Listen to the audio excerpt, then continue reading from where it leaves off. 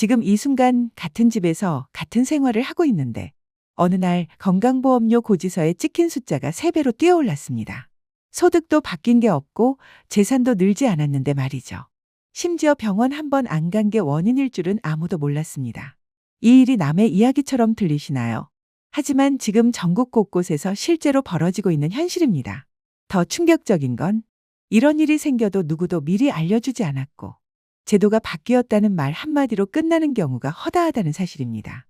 평생 꼬박꼬박 성실하게 보험료를 내신 분들이 노후에 들어서야 비로소 무언가 이상하다고 느끼시는 이 상황. 과연 누구의 책임일까요? 저는 이 제도 속에서 20년 넘게 현장 상담을 맡아온 실무자 김영도입니다. 지난 수개월간 제가 직접 상담하고 마주한 수백 건의 사례 속엔 놀라울 만큼 공통된 함정이 숨어 있었습니다. 그리고 그 시작은 단 한 장의 고지서에서 비롯되었습니다. 비슷한 경험이 있으셨다면 댓글로 나눠주세요. 여러분의 일상이 불안해지지 않도록 저희가 함께하겠습니다. 희진 채널 구독하고 꼭 알아야 할 정보 놓치지 마세요. 안녕하십니까? 저는 국민건강보험 관련 상담을 20년 넘게 맡아온 실무자 김영도입니다. 최근 몇 달 사이 전국 곳곳에서 어르신들께서 보험료가 갑자기 3배나 올랐다 며 당황해하시고 저희에게 도움을 요청하시는 일이 많아졌습니다. 저도 실제로 전화로 방문으로 수백 건 넘게 사례를 상담해 드렸는데요. 그중에는 나는 아무것도 안 바뀌었는데 왜 보험료가 이렇게 뛰었지? 하시는 분들이 참 많으셨습니다. 그런데 자세히 살펴보면 그 안에는 놓치기 쉬운 몇 가지 공통된 이유가 있었습니다. 혹시라도 같은 상황을 겪고 계시진 않으신가요? 오늘은 제가 그동안 현장에서 확인한 실제 사례를 통해 왜 이런 일이 생기고 또 어떻게 하면 피할 수 있는지 차근차근 설명드리겠습니다. 먼저 경기도 고양시에 거주하시는 75세 박영숙 어르신의 이야기입니다. 작년 말 셋째 따님이 결혼하시면서 세대 분리를 하게 되었습니다. 박 어르신께선 당연히 필요한 행정 절차니까 세대 분리 신고를 하셨고요. 그런데 몇 달 후 건강보험료 고지서를 받아보시고 깜짝 놀라셨습니다. 기존에 매달 5만 2천 원이던 보험료가 갑자기 18만 4천 원으로 3배 넘게 늘어난 겁니다. 박 어르신은 바로 건강보험공단에 전화하셨죠. 내 소득은 그대로인데 도대체 왜 이렇게 많이 나왔습니까? 공단 상담원이 설명해 드리기를 따님의 직장에서 피부양자로 등록돼 있던 박 어르신이 세대 분리 후 해당 자격을 상실하면서 지역가입자로 전환되었다는 겁니다. 게다가 4년 이상 건강검진을 받지 않으신 내역이 있어서 보험료 산정 시 가산 요인이 추가로 적용되었다는 설명도 덧붙였습니다. 박 어르신은 크게 당황하셨습니다. 자식이 결혼한 게 내 잘못인가요? 나는 멀쩡한데 왜 검진까지 강제로 받아야 하나요? 그 마음 저도 충분히 이해합니다. 실제로 많은 분들이 같은 말씀을 하십니다. 하지만 건강보험 제도는 피부양자 자격이 사라지면 지역가입자로 전환되며 이때는 소득뿐만 아니라 연금, 재산, 차량 등 다양한 항목을 종합적으로 반영해 보험료가 산정됩니다. 심지어 건강검진을 제때 받지 않으면 건강위험군으로 분류되어 보험료 할인도 받을 수 없게 되지요. 결과적으로는 기존에 5만 원 내시던 분이 어느 날 갑자기 18만 원 넘게 부담하게 되는 상황이 벌어지는 겁니다. 이러한 일이 생겼을 때 가장 속상한 건 누구 하나 이 제도를 미리 설명해 주지 않았다는 점입니다. 그냥 제도가 바뀌었답니다. 라고만 들으면 정말 허탈하지요. 결국 박영숙 어르신은 국민연금 93만 원 중에서 18만 원을 보험료로 내시고 실제로 손에 쥐는 생활비는 75만 원 남짓밖에 되지 않았습니다. 내가 뭘 잘못했다고 이 고생을 하나 하시며 많이 속상해 하셨죠. 그런데 이런 일 박 어르신만 겪고 계신 게 아닙니다. 이번엔 또 다른 사례 하나를 말씀드리겠습니다. 인천 연수구에 사는 68세 최정호 어르신 이야기입니다. 최 어르신은 작년에 37년 근무하신 회사를 명예퇴직하시고 이제야 좀 쉬어가며 살아야겠다고 생각하셨어요. 연금도 나오고 퇴직금도 받아놓으셨으니 당장 큰 걱정은 없다고 느끼셨죠. 그 무렵 아들이 새 차를 사면서 타던 중형차를 효도 삼아 아버지께 양도했습니다. 어르신이 타시던 2005년식 소형차는 노후되어 폐차하셨고요. 아들이 준 건데 고마운 일이죠. 잘 타면 되겠지 라고 생각하셨던 최 어르신은 몇 달 후 건강보험료 고지서를 받고 다시 한번 놀라셨습니다. 기존보다 6만 3천 원이 더 청구된 겁니다. 차는 여전히 한 대인데 왜 보험료가 늘었을까 싶어 건강보험공단에 문의하셨고 돌아온 답변은 이랬습니다. 이전 차량은 1600cc 이하라 보험료 산정에 반영되지 않았지만 현재 차량은 배기량이 높고 등록가액이 일정 기준을 초과해 보험료에 포함되었습니다. 최 어르신은 바로 반문하셨습니다. 그럼 아들이 효도한다고 준 차를 다시 팔라는 말입니까? 나는 그 차로 한 달에 두세 번 마트 가는 게 전부인데요. 어르신께선 평소 대중교통을 더 많이 이용하시고 차량은 거의 주차장에만 세워두신다고 하셨어요. 하지만 보험료 산정은 소유 여부를 기준으로 하지 사용 빈도는 고려하지 않습니다. 즉, 자동차를 실제로 거의 안 타셔도 등록되어 있기만 하면 보험료에 반영된다는 이야기죠. 이 얘기를 듣고 어르신께선 허탈하게 웃으시면서 이렇게 말씀하셨습니다. 그럼 차고에 세워만 놔도 돈을 더 내라는 겁니까? 담당 직원도 조용히 맞습니다. 라고 답할 수밖에 없었지요. 이처럼 자동차는 의도치 않게 보험료를 올리는 숨은 변수가 될 수 있습니다. 결국 최정호 어르신은 오랜 고민 끝에 그 차량을 다시 아들 명의로 이전하셨습니다. 아들이 아버지, 그럼 보험료 차이만큼은 제가 드릴게요. 라고 말했지만 어르신께선 내가 벌어 쓴 건 내가 해결해야지 하시며 자식 손 벌리기는 싫다며 조용히 포기하셨죠. 이번에는 집값이 오른 게 왜 벌이 되느냐고 하신 한 어르신의 사례를 소개해드리겠습니다. 전주시 덕진구에 사시는 73세 송명자 어르신 이야기입니다. 송 어르신 댁은 30평 아파트입니다. 15년 전 남편분과 평생 모은 돈의 대출까지 얹어 어렵게 장만하신 보금자리였죠. 그런데 최근 몇 년 사이 동네 집값이 눈에 띄게 오르면서 그 아파트도 현재는 시가가 약 5억 원 가까이 된다는 얘기를 들으셨습니다. 처음에는 기분이 좋으셨대요. 그래도 내가 살아온 집이 이만한 값어치는 있구나. 그런데 그게 문제의 시작이었습니다. 올해 초부터 보험료 고지서가 계속 오르기 시작한 겁니다. 작년 같은 달에 비해 무려 42,000원이 더 나왔어요. 송 어르신은 나는 소득도 그대로인데 왜 자꾸 보험료가 오르느냐 며 공단에 전화를 거셨습니다. 담당자의 설명은 이랬습니다. 어르신 댁 아파트의 시세가 상승하면서 재산 항목이 높아졌고 그에 따라 지역가입자 보험료도 함께 올라간 것입니다. 어르신은 당황하셨습니다. 내가 집값을 올린 것도 아니고 이사할 생각도 없는데 그냥 살고만 있어도 돈을 더 내야 합니까? 담당자는 재산이 늘어난 것으로 간주되기 때문에 보험료가 조정됩니다. 라고 답변했지만 어르신 입장에서는 받아들이기 어려운 말이었지요. 그럼 반대로 집값이 떨어지면 보험료는 줄여주냐? 그건 공시가 조정 주기에 따라 반영될 수는 있습니다. 라는 답이 돌아왔습니다. 결국 오를 땐 즉시 반영하고 내릴 땐 경우에 따라라는 말뿐이니 참 억울할 수밖에 없죠. 더 안타까운 건 어르신은 그 집을 팔 생각도 없고 팔 수도 없다는 겁니다. 살아온 정이 있고 이사갈 여력도 없고 무엇보다 남편과 함께 일군 집인데 말이죠. 송명자 어르신께선 이렇게 말씀하셨습니다. 여기는 내가 평생 살아온 동네예요. 사람들과 정도 있고 다른 데로 이사갈 형편도 안 되고요. 그런데 이 집 하나 때문에 보험료가 자꾸 올라가면 나는 도대체 어떻게 살라는 건가요? 생활비에서 관리비, 전기세, 가스비 다 제하고 나면 식비로 쓸 수 있는 돈은 정말 얼마 되지 않지요.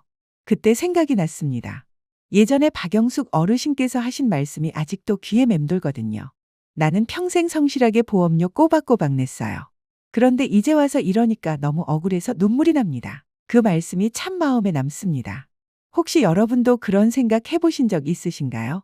자식 결혼한다고 세대분리 신고 하나 했을 뿐인데 왜 보험료가 이렇게 뛰지? 그런데요, 겉으로 보기엔 복잡한 것 같아도 알고 보면 아주 간단한 원리입니다.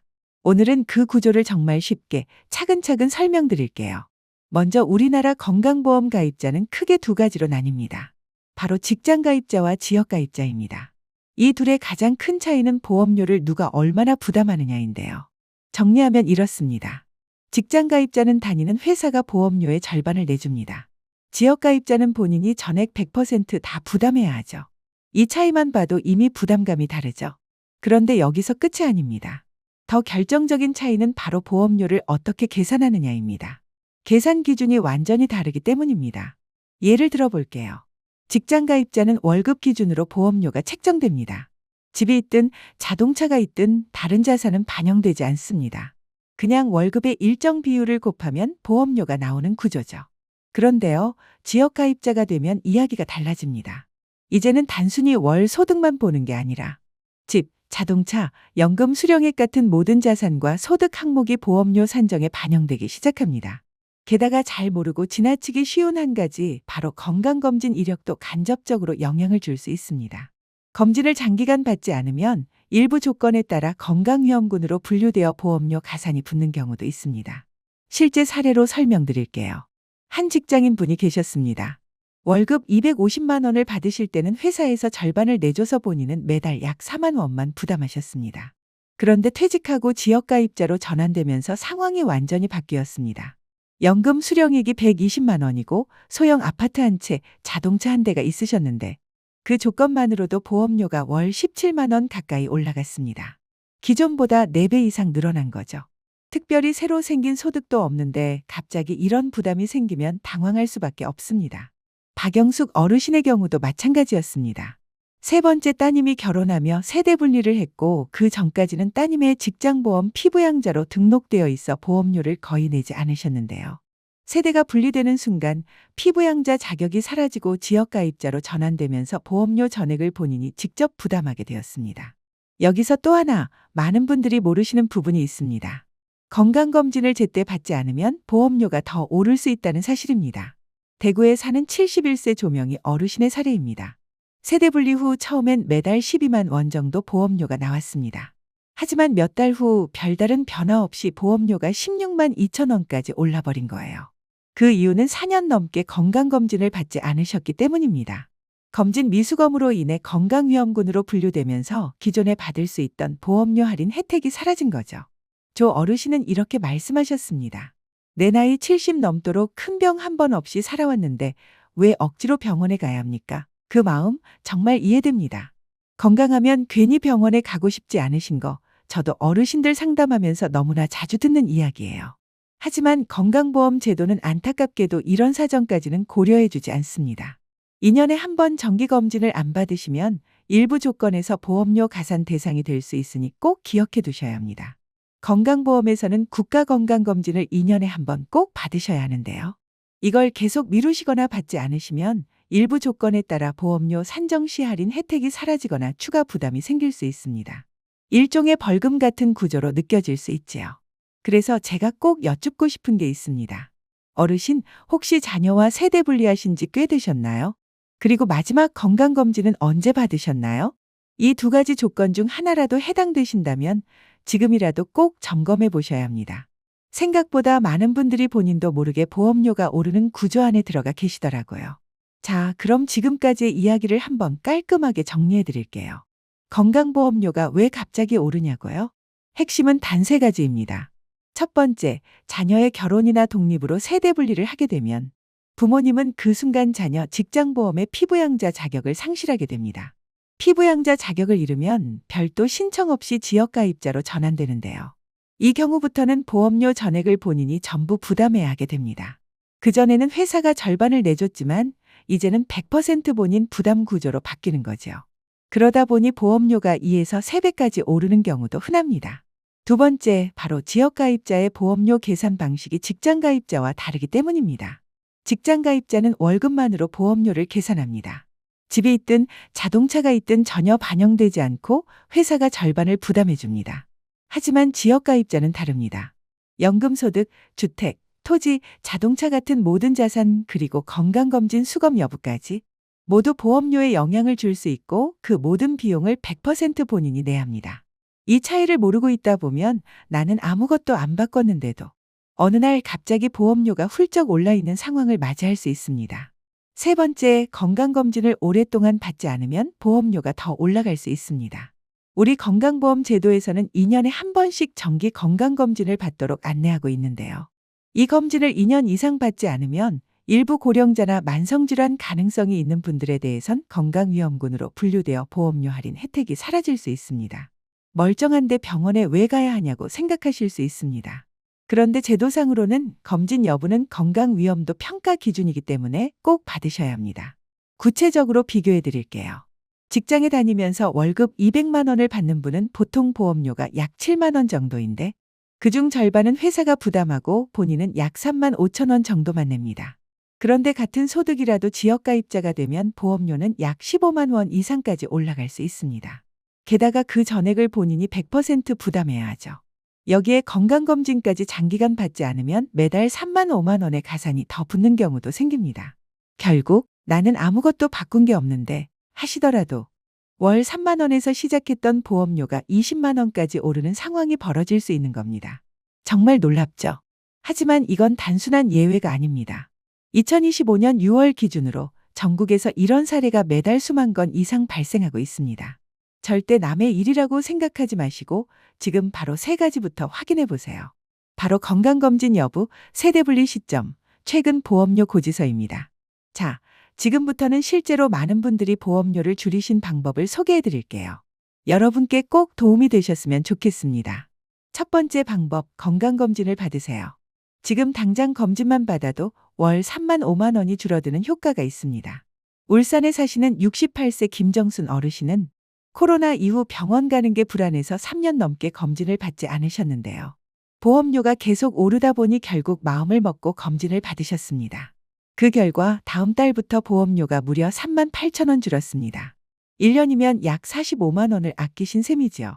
검진은 이렇게 하시면 됩니다. 국번 없이 1577-1000번으로 전화하셔서 우리 동네에서 검진 가능한 병원이 어디예요? 라고 물어보시면 되고요.